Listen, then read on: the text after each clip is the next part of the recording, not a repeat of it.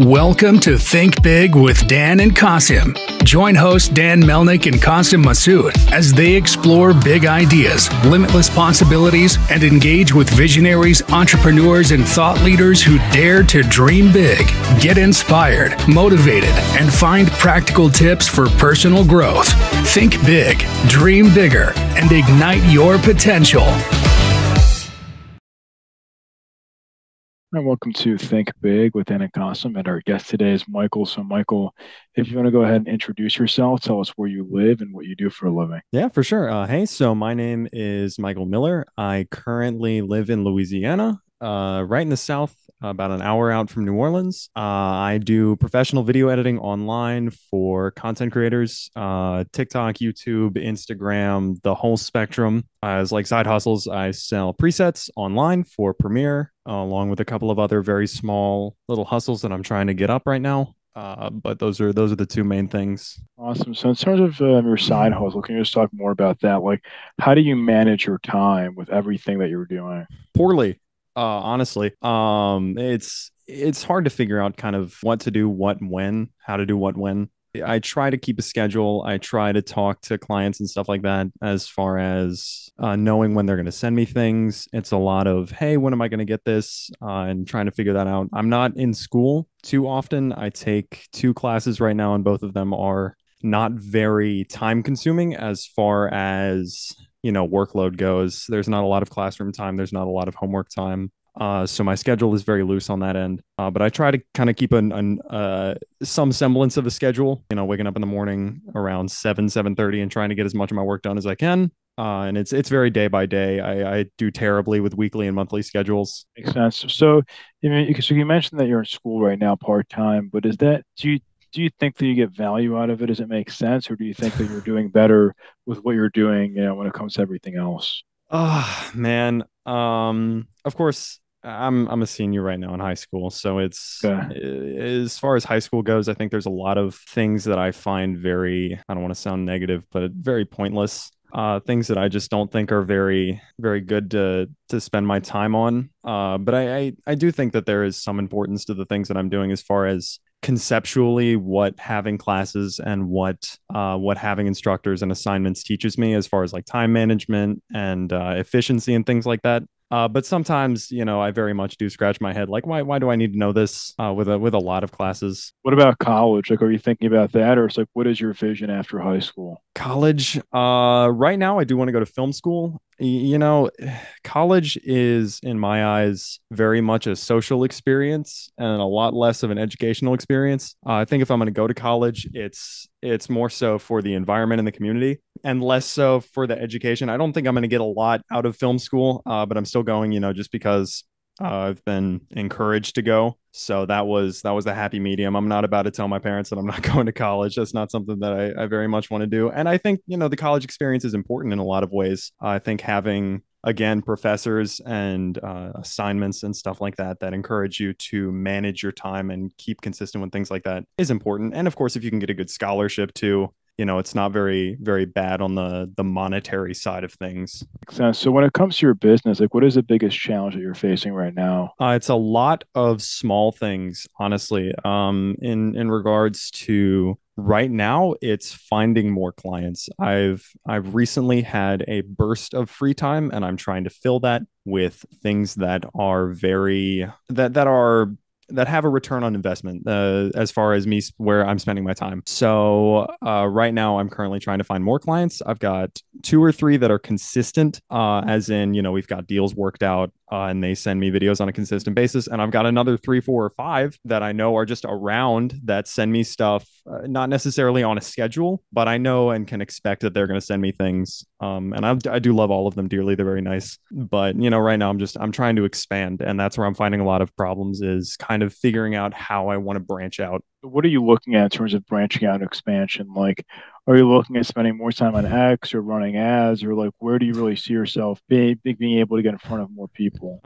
X has been incredibly beneficial in the sense of like getting in front of people. I've really liked the platform and kind of what it's done for my business, and I do plan on sticking there. I've had a couple of people kind of in the creator niche that I know tell me that I should be making editing tutorials. So I'm gonna touch on that and just kind of see how that does. I think I can definitely do something there. I do like creating videos for myself as much as I love, creating videos for other people. So I'm gonna try to touch on that. And as far as branching out goes, really it's just finding bigger clients. I created a reel of sorts and kind of showed Twitter X, sorry, what I was capable of doing, and I actually made two of those, and both of those did very well and got me a lot of clients. So if I really need more, I can always create one of those, and I know that I'll get 30, 40 something DMs of people going, hey, like, can you do X, Y, and Z? And that always opens up new doors, which again I'm incredibly thankful for. As I feel very lucky, very blessed to be where I am right now. So how do you get that kind of like organic reach, right? When you make a post, how do you make sure it's like a high converting post that's going to be in people's feeds who don't even follow you? What I've found to be what I think is incredibly important as far as creating reels goes is standing out. I find a lot of people kind of in my circle that make these sorts of reels, they fail to inject personality. And I'm not saying that that's necessarily a bad thing. I think in a lot of senses, kind of not really having yourself too attached to your work is good. But for me personally, I like to interject my own personality into what I'm doing, kind of the way I feel about a project and the way that I see it. And I very much put that into my own projects and my own reels. I very much make it my own. And I don't try to kind of cater to this super large audience by saying, I can do this, and this, and kind of sticking to the super rigid structure that a lot of other kind of very similar reels stick to. I see a lot of people, they just start their reels and they're like, hey, my name is X and I can do subtitles and I can do transitions and I can do this and that. And I knew that I didn't want to be that because I would just blend in with everybody else. So I wanted to kind of make my reel stand out in a sense. So I tried to interject my personality as much as I could, my own style, and all of that good stuff. Just talk more about that, like, your style, like, and your personality. It's like, what does that actually look like? Like, if I'm, scrolling and I see one of your reels, like, what can I expect to see that's different from like everybody else? It's very, I don't want to say kind of jumpy in your face. There's no specific word that I can really put to it, but it's like when I'm writing out the scripts to my video, I very much make it my own sense of humor, my own kind of jokes and memes and ideas that I like and kind of gravitate towards. And I know that I could get other clients that are a lot more serious by kind of detracting from that. I feel like there's, like I said, some benefit to having a personality that is less attached to your work. But me personally, I again just prefer to kind of inject my own humor and my own ideas into the things that I do, and that ends up showing like very a lot of memes, a lot of like very flashy imagery, a lot of just kind of funny stupid jokes, a lot of like self-referential humor. And I think in a lot of ways that let me stand out.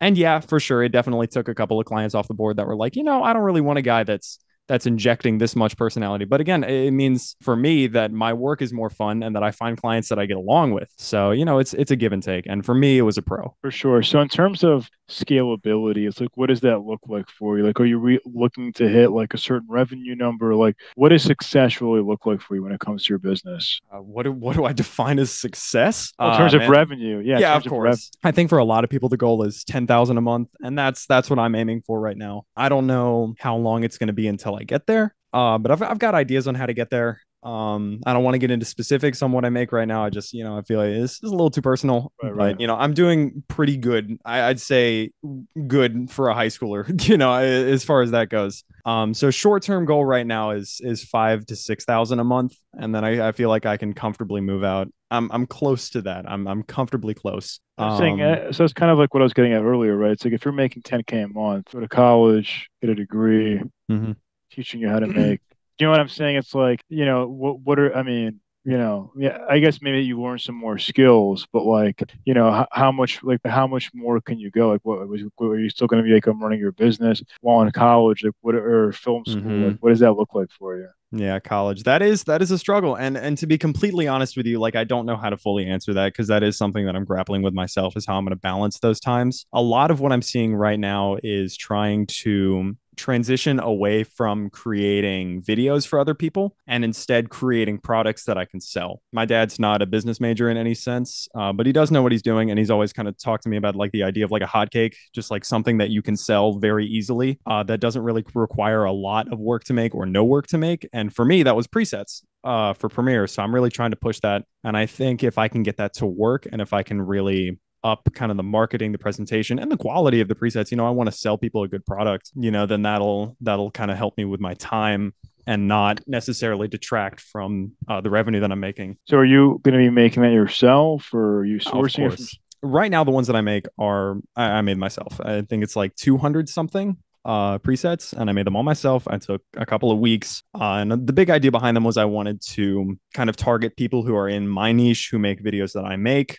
And I made presets that cater to that audience. Very effect based, very transition based, very kind of pop, like pizzazz, like gaming YouTuber kind of stuff, like presets that cater to that whole audience. And I spent a lot of time making those. And, I made them all myself. If I get big enough to the point where I can comfortably outsource my presets to somebody that I trust will do a good job and make something that, I'm proud to sell other people and feel like I can fairly sell them without being like, I probably should be charging less for this, than I will. But right now, I don't know anybody that could do that. And I don't have the resources to try to figure that out right now. Makes sense. So what would you say is the one biggest piece of advice that you wish you knew before you started your own company? Don't get too focused on one thing. Like, don't get too attached to one idea. I went through easily like 10, 15, 20 different ideas before I really settled on what I'm doing right now, which is, of course, editing and presets. And, I feel like a lot of people jump in very quickly and they're like, okay, I'm going to do this. And then they get their heart set on that idea. And then they realize that they can't do it, and it's very crushing and it's very disappointing. And if I had to give anybody advice, it'd be like, until you really get a solid foundation with whatever you're doing, not just in regards to like online e-commerce and online business making, but in general, like, don't get too focused on one thing until you're absolutely like sure that it's going to work, and like you're absolutely sure. Like, you need to be ready to jump to other things. You need to have other ideas, other backups, and sort of thing, and things like that. Makes sense. So, because somebody watching this wanted to reach out to you, do you mind sharing your website or social media handle, just best way for somebody to get in contact with you? Yeah, sure. So as far as social media handles go, I usually funnel everything through my Twitter. So my Twitter is at editor Michael M. Let me make sure I get this right, EditorMichaelM, editor Michael M on Twitter. Well, Michael, it was a pleasure. Thank you so much for your time, and we're rooting for you. Yeah, of course. Thank you. I appreciate it. Thank you for having me. Thank you. Thanks. Yeah. All right. Bye. God bless. See you. God bless. Yeah.